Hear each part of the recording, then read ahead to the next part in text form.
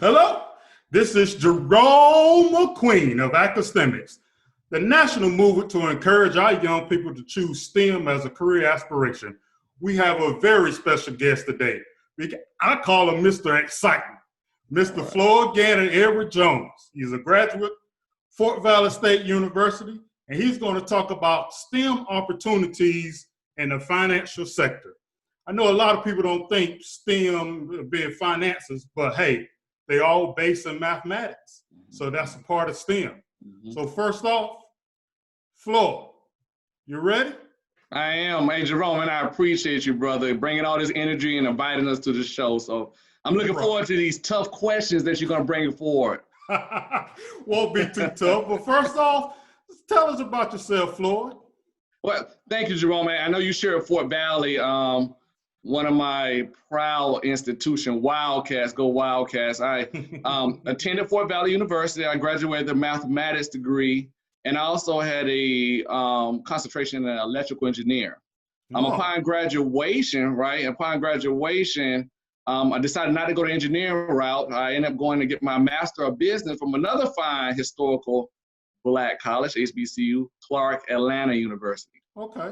Received my MBA with the concentration in finance, and we could talk about that later. Upon graduation, I moved up to Connecticut. I'm a Southern boy. I'm from Atlanta, Georgia, so you could imagine how the trip to Connecticut was. But I moved to Connecticut, and I survived the cold somehow. But good for you. Yeah, right. It's not easy. I can tell you all the colds and all the things I happened to receive when I was there. Because of the temperature dropping below 10 degrees. In Georgia, you're not used to that, especially when you're not used to wearing any what we call long johns in the South. I work for a company called United Technology, Fortune 500 company, and Otis Elevators, and several companies up there. I was a financial analyst and manager in accounting. I was in accounting. Upon leaving there, when I left, I received another degree from the University of Hartford, Masters of Accounting and Taxation degree. So I guess you say I love school. Okay. So I was able to become well-rounded in the corporate financial accounting arena. Came back, worked here for another Fortune 500 company before I found my true dream, which was financial investments. I'm now a financial advisor, celebrating 13 years with the company Edward Jones, in which I am a limited partner in the firm, and we're built as a partnership, which is great, in which I kind of own my own establishment in a sense. I pay for my employees, I do different things, but also Edward Jones receives a certain amount of money from me for being with the Edward Jones family. Within that, they train me, they do certain things for me, they set up my office and everything, but it's kind of a family atmosphere, and I have other advisors that help me out, and I love that sense. Of company, and they do have a great company brand. Actually ranked in the top 20 best companies to work for, and the only financial firm for several years in there. So I was lucky to find them, I believe, and I was able to learn the craft of helping individuals. Jerome, I helped companies at one time, but now able to help individuals. I have a true joy for it. I was able to grow my office. Started off what we call new scratch. I ended up taking over another office from a person who was leaving the company. And I've grown to quite a sizable book where I've now been in business 13 plus years, making money I had never dreamed of before. There's no ceiling, and I'm able to meet people. And actually, I probably get 8 to 10 referrals a month, just new clients, just because I've been in the business and growing my brand name. And really just speaking from the heart, I remember when I started, the guy who's my mentor, he makes $2 or $3 million a year. That just tells you how much you can make. I remember in corporate America, they were complaining if I made 100,000. They said, "What are you doing for me?" Yeah.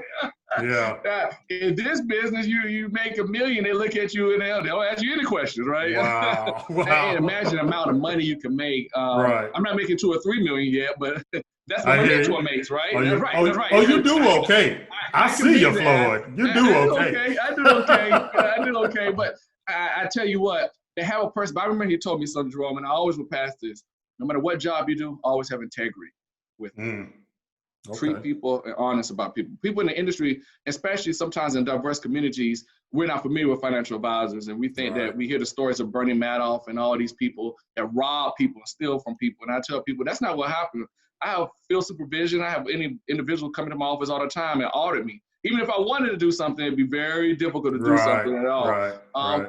But you should treat people right, and it's about finding the right person for you to put you in the right product, put you in the right thing. And that's where it comes in, integrity.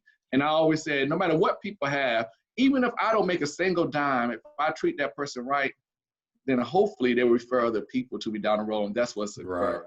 And it always comes back full circle. Don't try to do nothing's fast. I remember when I was 25 years of age and I thought that I'll be a millionaire at 30. It doesn't work that way, right? No matter what you do, it's always building blocks. And I tell young people this all the time.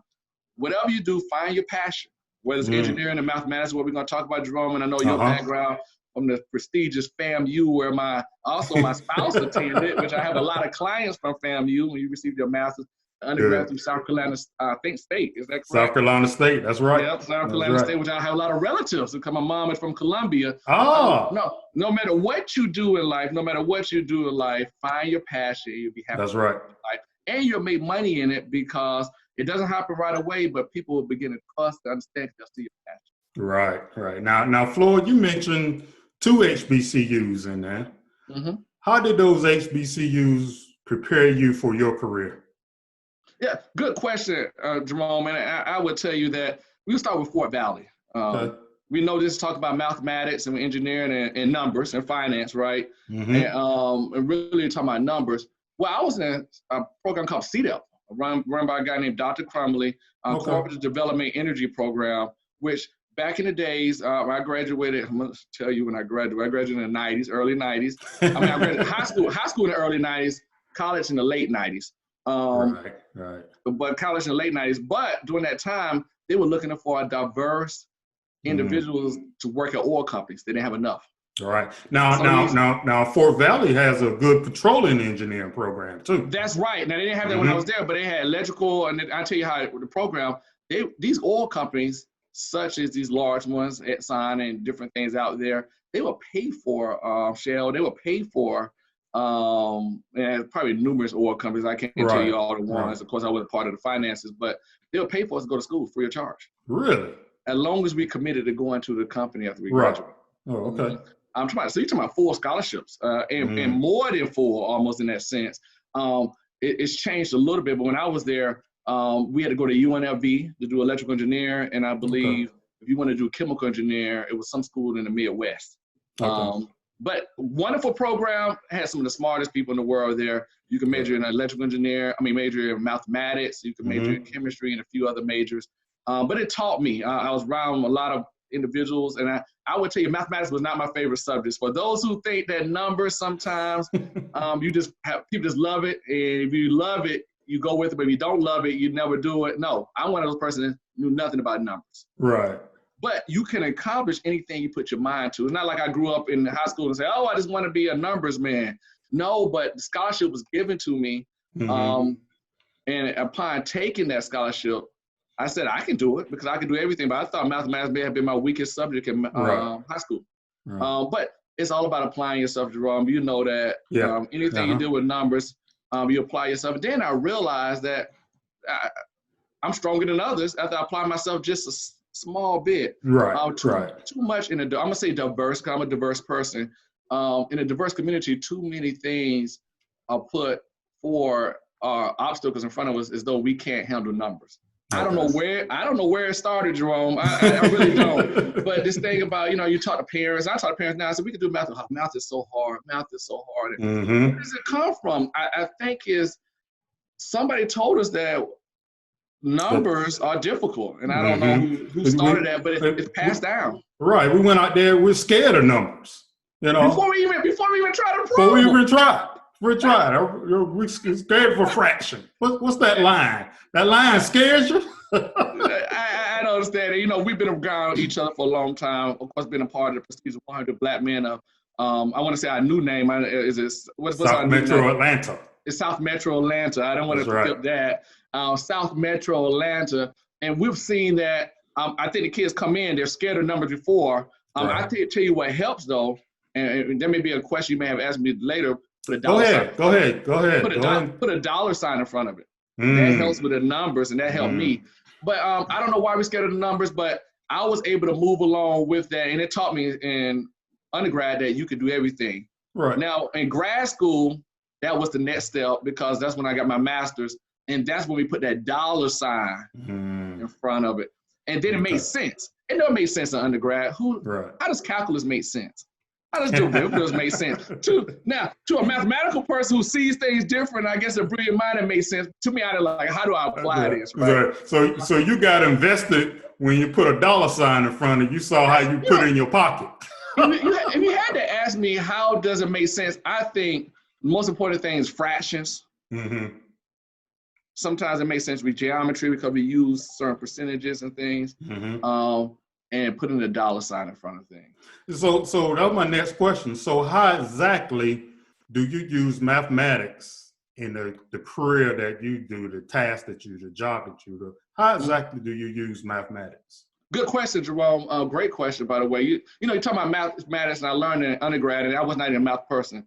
I was more of a psychological kind of guy back in high school, you know, hanging out, playing several sports. You know, I don't know if I ran mind games, we just had fun. That's all my concentration. I was very simple, love life. This kind of dude. I was the guy you seen. I was the athlete, and you know, I was not mean. I was just the athlete that did my thing and lived in this little bubble, like the NBA bubble they have now with this coronavirus going on. I lived in the bubble and didn't think too much about that. Didn't go too much deep in understanding. Do mathematics and put a number in front of it, put it and try to comprehend that. It was different. Of course, when I get a mathematics major undergrad, I did all the way to Cal 4. And as soon as you get to Cal 4, and I don't know, there was a Cal 5 or it was a topology. After Cal 4 is differential equations. Okay, I think we had topology. But you know what? They get to do away with the problems. How about they give you the answer and you got to solve the problem? That's right. So it's reverse engineer. Who does that? Who does that? So go back to your question. You asked me, how did it prepare me? Clark helped me see the light. Clark helped me see the light, because when I got my master of business and finance, all of a sudden, when you do rate of return, when you do payback, when you do time value of money and try to predict how much money somebody's going to have by putting this much up and it's compounding. It starts to be real. Yeah, and it's simple math. Really? It's please excuse my dear Aunt Sally. It's the rules and steps you have to do for parentheses, things we learn in elementary. So the steps we learn, they start to apply, and they don't even get into the calculus, but calculus just helps you understand that it's even better because it's more efficient. Because I can do rate of return in my head. I can say, this is the percentage you're going to make. This is what you're going to have. You put this much in, this is going to represent this. And you start to make sense of it, and it's real dollars in front of it, and people putting money up every day in their 401k plans, their Roth IRAs, and we can project based on what the market's done statistically. See, that's statistics like we learned in undergrad, right? Statistically, we can project based on this and based on 30 years of performance, where you're going to be 20 years from now. Okay. Well, that's cool, man. That's cool. Now, when I introduce you, I'll call you Mr. Excitement, because I ain't gonna lie, Florida. Everybody I know, you are the most passionate about your job. Yeah, I am passionate about it. Where did you get that passion from, and how do you use it? I know this is not a long broadcast, but I'm gonna share a story what I tell people. Okay. How do I use it? But a passion and how do I use it? And I'll write that down because I want to come back. But I want to tell you, I'm lucky. I feel blessed. Okay. I used to draw big circles. So think of one big circle. And I do this presentation for a lot, and I'll cut it down to a minute. There's 85, we'll just say 80. There's 80% of people living outside this circle that don't enjoy what they do. Wake up every morning, don't enjoy what they do. That's deep. And then I'm gonna draw another circle inside that circle, okay? So I just drew another circle. So I got one big circle, then I drew another circle, and I'm gonna put 15% of that. So we up to 95, from 80 to 95. 15% of people enjoy what they do, not fully, but it pays the bills. They don't mind waking up, but they don't have a passion for it. But it's part of their job, and they don't mind it. And then I'm drawing another circle, and I'm gonna fill it in inside. 5% of people wake up every morning, enjoy everything they do in life about their job, and they're happy And then through, not everything is not roses all the time. Oh, that's yeah. life. Right, exactly. I mean, life exactly. is not full of, but enjoy what you do. Right. Is passion. And I'm lucky. I wish that I could give you all a secret formula to help me find a success of what, how I got to this. But the sad fact is, in a diverse, I'm gonna say diverse world, we don't know about investments. I luckily jumped into this position, Jerome, because my wife, which was my fiance at the time, had sent my resume everywhere, and one of the places was a financial institution. Okay. I would have never thought about it, but once I read about it, understood, right, then I was like, let's try it. Yeah. And I found out there was so much passion in it. And I find out. And you know what? I'll tell you why. Good question, Jerome. I'll tell you another passion. I got people that's 25, 24 that we've hired to come to Edward Jones and try to learn the ropes when they're young. They don't have to fire for it. And you know why? Why's that? They didn't do anything before. See, I worked in corporate America for 8 to 10 years. Right. That's where you develop your passion not to go back, huh? So I know that world. I mean, see, if you've been someplace and you know it's not green on no other side, and you know what you got to go through, you're like, wow, I like what I'm doing now, and I'm running my own business. I'm doing my own thing. I appreciate it because I did spend 8 years within the corporate arena, and I said, "It's okay, but this is not for me for the rest of my life. I'm more. You got to feel who you are." And I said, "I'm more of an entrepreneur. I'm more a person who wants to get to know people. Oh, by the way, I did numbers all my life. I get to do all that in one particular job, and I feel like I'm helping people." As you know, Mr. McQueen, I will reach out to people no matter if they got a dime or they don't have a dime, because I believe that's what calling. We used to say, listen, man, you have a savings account. This is how it works. Because that board that we're missing is not, I don't want to get too religious here and political, but it's on purpose. It's on purpose in a diverse community for us not to build wealth. Not to understand wealth. So again, our money just sits there and not making money. And how do we learn that? So hopefully I can provide just a small bridge to get us some understanding. I understand. In Florida, I can attest that you'll help people even if you don't have anything to gain. That's the integrity part of it. And I do that. And I believe that, and I've done that. I've tried to do that ever since I started. Now, it's easy to help people when you're making a certain amount of money, right? I'm giving back. It's harder when you first started your business and you're looking for money.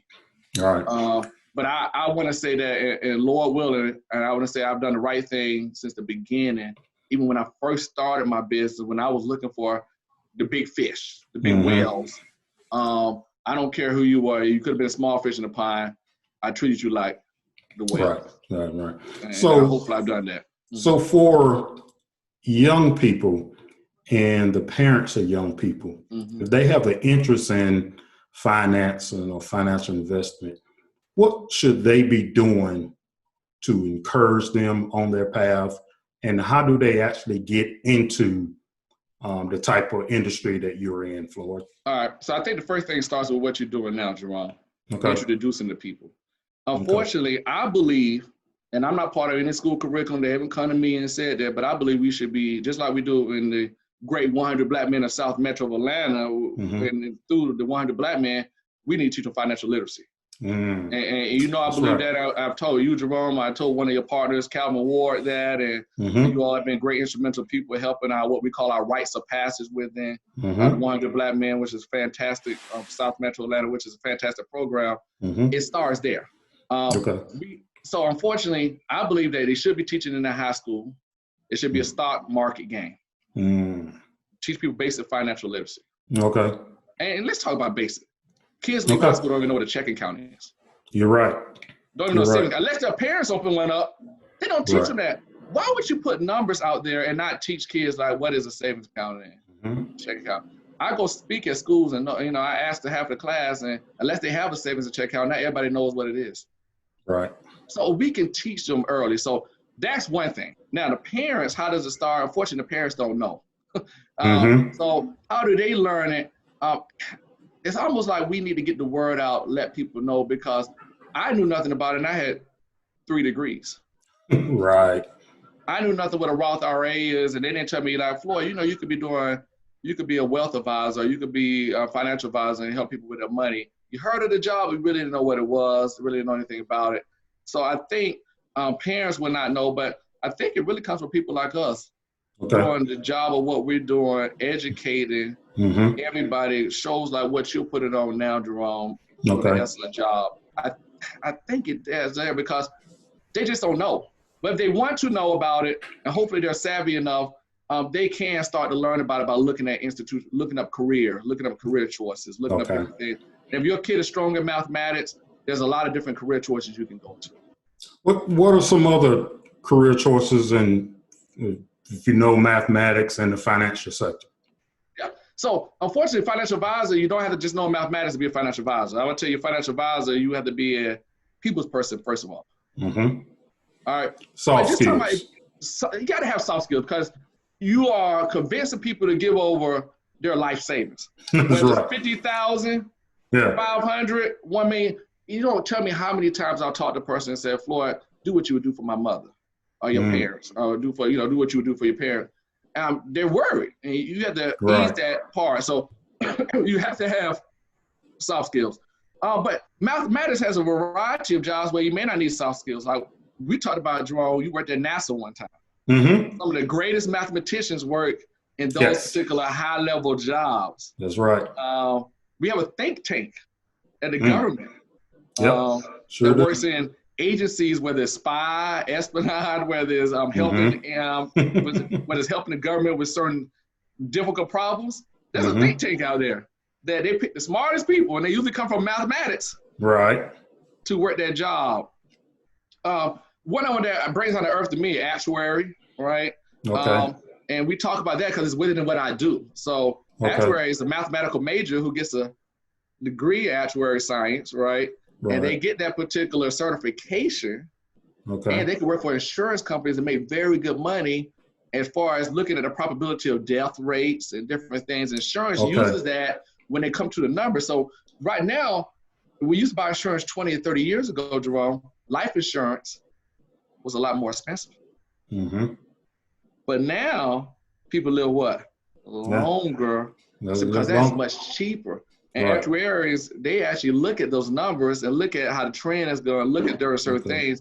And that's how they're able to price products that we get in, whether it's permanent, like whole life, and universal guaranteed lives, and our term life policies, life insurance, our annuities, in which they get guaranteed income riders and certain things, and those are certain products.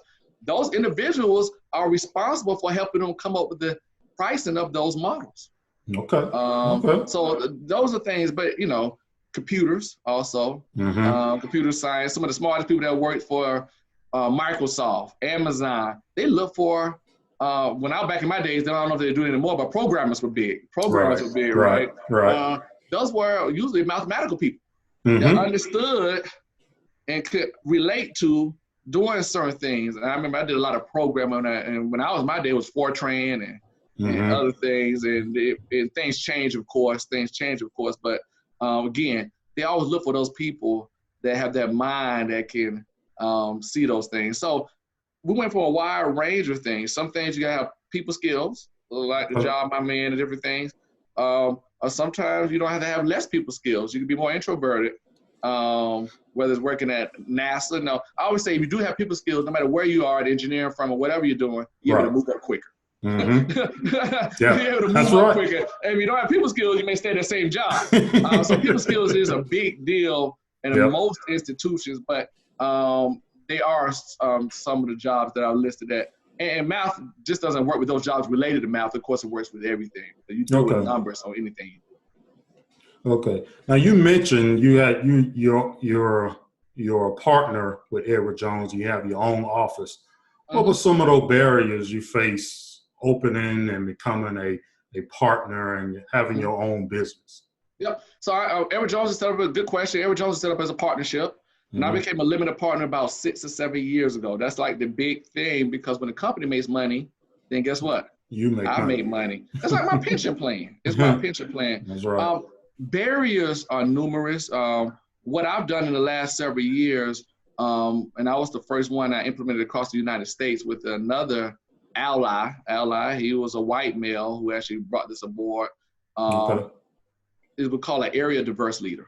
And basically, when other people would come aboard, such as other diverse financial advisors, we would try to help them find mentors. We would try to retain them through certain programs where we meet and do certain things to continue to build and help them through some of the obstacles that we have. And they're numerous, right? I was fortunate that I got off the ground running. I didn't really have any problems. But how do you build your clientele? Right. One of the things that Edward Jones used to do is called face-to-face. That's all they did, face-to-face. Right. Basically, you had to go door knocking in a sense. It's kind of I saw the door knockers as diverse individuals sometimes in certain areas. Right. That's one obstacle. I introduced to the company, I said, hey, we should do something called creative networking, where I built my business on seminars. I didn't door knock.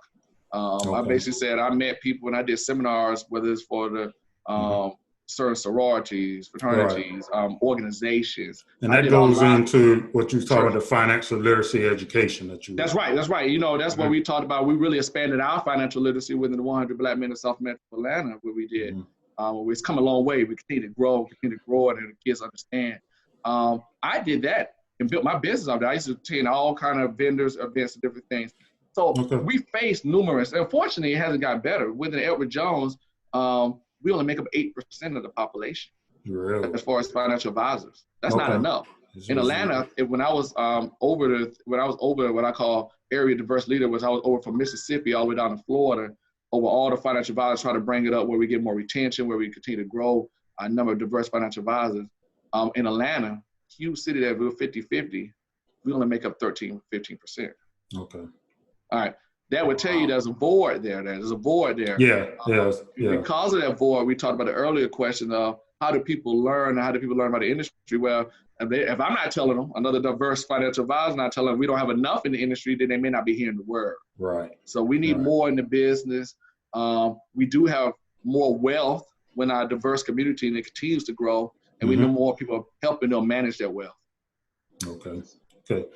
Floyd, we're going to wrap up. For a family that needs a financial planner, give us your contact information, how they can get in contact with you.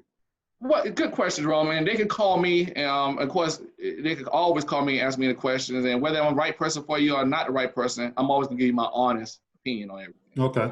You can always call my office. I got 2 beautiful people working in my office that are great. They handle everything. I want to introduce them, Natasha Brown and Kelly Ledecky. If you call them, they will set an appointment with you, and I will do it. I'm doing Zoom, and I do WebEx currently because of the situation we're in now and what's going on with COVID-19, and that's changed our industry a lot. And I also will call you on the phone. 770-461-2991. Again, 770-461-2991 is my office number. You can call anytime. And Floyd, this is not limited to a certain geographic area. Anybody in America can call you, right? Yeah. So you see, I didn't bring up where I was located, but I'm located in Fayetteville, Georgia. But I have, as you know, Jerome, I have clients in South Carolina, your home state. And I know some people that you know, right? That's right. You refer people to me because you're a great person. I got clients in LA, where my wife is from, California. I have a huge number in Hartford, Connecticut, where I worked at prior. And my second largest clients in Birmingham, Alabama, where I'm the financial advisor for a college out there. So, and that's my second largest. So Birmingham is probably about 3 hours or something away to get there from Atlanta. So I got clients that live in my area, and I got clients across the nation. So again, you don't have to work there, and it really makes it with the new generation of Zoom. That's right. It makes it like you can be anywhere, can you? I really love it. And everything's electronic signatures, everything like this. So there's no reason why we can't learn it. And anybody who's listening to the broadcast, if you do have questions, feel free to give me a call. I'm always going to give you my opinion on different things. And guess how much that costs you, Jerome? It don't cost me nothing. It don't cost you nothing for the opinion. Yeah. Hey, Floyd, this has been great. You give some valuable information. Exactly. Hey, y'all hit AcaSTEMic on the YouTube channel, because we need 150,000. Why? Yes. Because that'll be 150,000 of us who understand the value of STEM education in our community. Thank you all.